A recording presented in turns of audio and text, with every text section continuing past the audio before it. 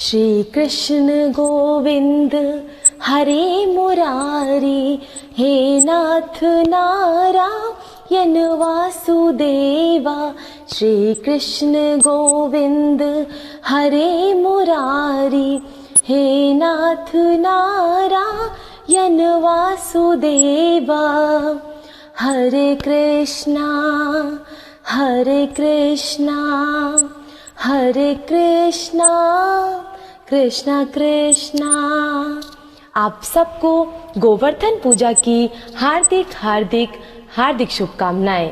तो जैसा कि हम जानते हैं कि आज है गोवर्धन पूजा का दिन और कल थी दीपावली का दिन, और मैं आशा करती हूँ कि आप सब ने दीपावली का त्यौहार काफ़ी अच्छे से मनाया होगा और माँ लक्ष्मी करे कि आप सबकी मनोकामना पूरी हो इस दिवाली। और जैसे कि आज गोवर्धन पूजा का दिन है, तो गोवर्धन भगवान के साथ ही साथ आज के दिन हम श्री कृष्ण भगवान की भी पूजा करते हैं। आज के दिन बहुत सारे जगहों पर लोग गाय के गोबर के साथ गोवर्धन पर्वत का निर्माण करते हैं और उसकी बहुत अच्छे तरीके से पूजा करते हैं। तो आज की जो ये कहानी है, आप में से बहुतों को ये कहानी पता होगी, लेकिन मैं आपको फिर भी उस कहानी का एक छोटा सा पार्ट मैं आपके सामने रखना चाहती हूँ। उसके पहले मैं आपको ये बताना चाहती हूँ कि गोवर्धन पर्वत मथुरा से 20 किलोमीटर दूरी पर स्थित है और आज से 5000 साल पहले इसकी ऊंचाई लगभग 30,000 फीट 30,000 मीटर ऊंची हुआ करती थी। बट आज के टाइम में, आज के समय में ये सिर्फ 30 मीटर ऊंची ही रह गई है। इसके पीछे एक ऋषि का श्राप बताया जाता है। वीडियो को आप यहीं पे प्लीज़ पॉज कर दीजिए और कमेंट में जाकर के मुझे ये बताइए कि गोवर्धन पर्वत की जो ये ऊंचाई है, वो जो दिन ब दिन घट रही है, उसके पीछे कौन से ऋषि ने श्राप दिया था। आप मुझे प्लीज़ ऋषि का नाम लिख करके बताइए कि किस ऋषि का श्राप है कि गोवर्धन पर्वत की जो ऊंचाई है वो दिन ब दिन घटती जा रही है। मैं वेट करूंगी आपके कमेंट का। तो आइए आगे बढ़ते हैं कहानी पे। तो ये जो कहानी है आज की, वो रिलेटेड है गोवर्धन पर्वत से। और हम सबको पता है कि जब हमने श्री कृष्ण देखा था, कृष्णा जब हम देख रहे थे, तो आपने ये कहानी कहीं ना कहीं उसमें देखी भी होगी कि जब इंद्रदेव काफ़ी अहंकारी देवताओं में से एक माने जाते थे। तो जब इंद्रदेव बहुत तेज़ वर्षा हो रही थी और जब वर्षा रुकने का नाम नहीं ले रही थी, तो श्री कृष्ण भगवान ने अपनी सबसे छोटी उंगली पर लगभग 7 दिनों तक गोवर्धन पर्वत को उठाए रखा था और उन्होंने सारे ब्रिजवासियों की रक्षा की थी। सबको उन्होंने बचाया था। उन्होंने सारे ब्रिजवासियों को उस गोवर्धन पर्वत के नीचे ही आकर के छुपने का, रहने का समाधान बताया था। और वो पूरे 7 दिनों तक छोटी सी उंगली पर गोवर्धन पर्वत को उठाए रखे थे।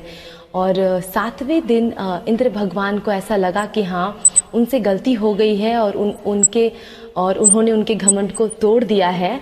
तो उन्होंने आकर के श्री कृष्ण भगवान से माफ़ी मांग ली थी। तो ये कहानी बहुत अच्छी है और कहीं ना कहीं हमें भी प्रेरित करती है कि इंसान को, हमें चाहे हम कितने बलवान क्यों ना हो, हमें कभी भी घमंड किसी चीज़ का नहीं करना चाहिए। तो मैं इस कहानी के साथ साथ आपको एक बहुत ही अच्छी कहानी सुनाने जा रही हूँ, जो कहानी है एक मूर्तिकार की।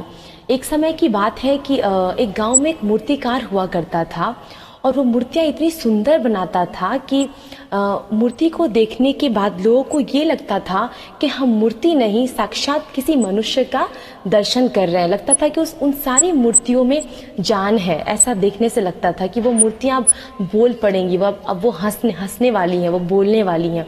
वो ऐसी मूर्तियाँ बनाता था और उसे कई बार राजा के हाथ से बहुत सारे पुरस्कार भी मिले थे, उसे सम्मानित भी किया गया था। बट मूर्तिकार को काफ़ी कुछ दिनों के बाद बहुत घमंड हो गया था कि वो बहुत अच्छी मूर्तियाँ बनाता है और उससे सुंदर मूर्तियाँ कोई नहीं बना सकता। उसकी मूर्तियों की बहुत तारीफ होती है और मुझसे बेहतर तो कोई मूर्ति बना ही नहीं सकता। बट दिन ब दिन मूर्तिकार का जो एज है वो दिन ब दिन घटने लगा और मूर्तिकार जो था वो बूढ़ा होने लगा। अब जब वो बूढ़ा होने लगा तो वो ये भी सोचने लगा कि अब तो मैं बस कुछ दिनों का मेहमान हूँ दुनिया में, एक दिन यमराज आएंगे और मेरे प्राण लेकर के चले जाएंगे। तो उसने क्या किया, अपने जीवन के अंत समय में उसने अपने जैसी ही 9 मूर्तियों का निर्माण किया, जो कि 9 मूर्तियां थीं जो हूबहू उस मूर्तिकार की तरह दिखती थीं। और उसने क्या किया, उन्होंने 9 मूर्तियों के साथ अपने आप को भी वहाँ पे खड़ा कर दिया, क्योंकि उन्हें पता था कि ये मेरे जीवन का लास्ट समय है, अंतिम समय है। कुछ ही दिनों में मैं इस दुनिया में नहीं रहने वाला। यमराज कभी भी आएंगे और मेरे प्राण लेकर के चले जाएंगे। और यमराज आए भी उनके प्राण लेने, बट यमराज जो आए वो कंफ्यूज हो गए।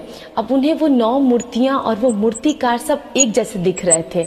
उन्हें समझ नहीं आ रहा था कि इसमें से मूर्तिकार कौन है और वो मूर्ति कौन है, मुझे किसके प्राण हरने हैं। वो काफ़ी समय तक यमराज सोचते रहे कि इसमें असली मूर्तिकार कौन है। फिर उन्हें समझ आया कि मूर्तिकार बहुत अहंकारी है। आज अगर मैं उसके अहंकार को ठेस पहुंचाता हूं तो शायद मैं कहीं ना कहीं ये पता लगा पाऊंगा कि इसमें से असली मूर्तिकार कौन है। तो उसने पहली मूर्ति पे हाथ रखा यमराज ने, और उसने क्या बोला, ये मूर्ति तो बहुत बुरी है, ये मूर्ति किसने बनाई है, ये मूर्ति बिल्कुल परफेक्ट नहीं है, ये मूर्ति देखने से ही आर्टिफिशियल लग रही है, ये बिल्कुल ओरिजिनल नहीं लग रहा।